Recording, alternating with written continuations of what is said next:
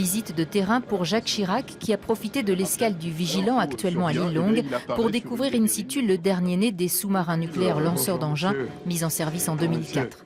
Le président de la République s'était rendu auparavant à la base aéronavale de Landivisiau où sont déployés les super-étendards. C'est donc toute la force de dissuasion nucléaire française que le président a voulu mettre en avant lors de ce court séjour finistérien. Car si la guerre froide est finie, les menaces contre la paix n'ont pas disparu, du fait notamment de la montée des nationalismes. Les dirigeants d'État qui auraient recours à des moyens terroristes contre nous, tout comme ceux qui envisageraient d'utiliser d'une manière ou d'une autre des armes de destruction massive, doivent comprendre qu'ils s'exposent à une réponse ferme et adaptée de notre part. Et cette réponse peut être conventionnelle, elle peut aussi être d'une autre nature.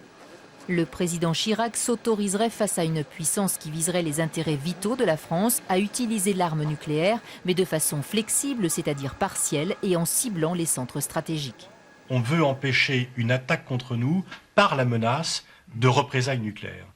Simplement auparavant, par rapport à une menace majeure comme l'Union soviétique, les menaces de représailles étaient de détruire la capitale, de détruire le pays. Là, on vient un peu adapter la menace de représailles à la taille d'un éventuel pays. On pense bien sûr à des pays comme l'Iran, du fait de l'actualité.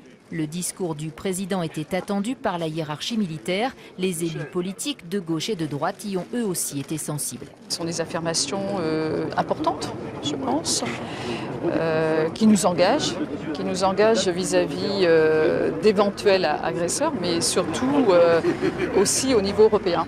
Je crois que ce qui m'a marqué, bien sûr, c'est l'idée européenne. On ne peut pas concevoir une construction de défense si elle n'est pas européenne, face à l'incertitude mondiale. La première étape de cette défense européenne commune pourrait passer par la construction du futur porte-avions nucléaire franco-britannique. Les études sont actuellement en cours.